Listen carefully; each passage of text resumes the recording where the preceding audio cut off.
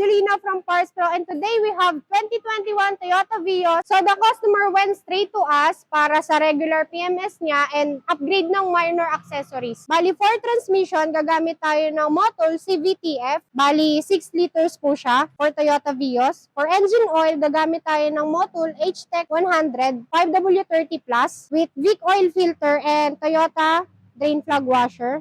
For coolant, gagamit tayo ng Toyota original na super long life, 6 liters. For brake fluid, gagamit tayo ng ATE .4 SL. For minor upgrades, from Toyota stock wiper, gagamit tayo to AC Delco wiper, banana type, size 14 and 24. From stock horn, mag-upgrade tayo to brand new PIAA auto style horn. Upgrade din po tayo ng Headunit, Nakamichi 3605, Android and Apple CarPlay na po siya. Also, nag-install din tayo ng reverse camera. Last but not the least, mag-install din tayo ng DDPAI Mini 3 with hardwire kit for safety and protection while driving. 24 hours later. Oh, kala nyo tapos na?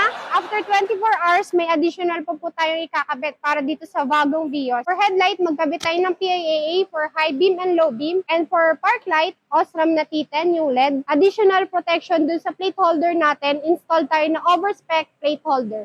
Yesterday. Once again, we give you best price, we give you option, you choose, and we deliver.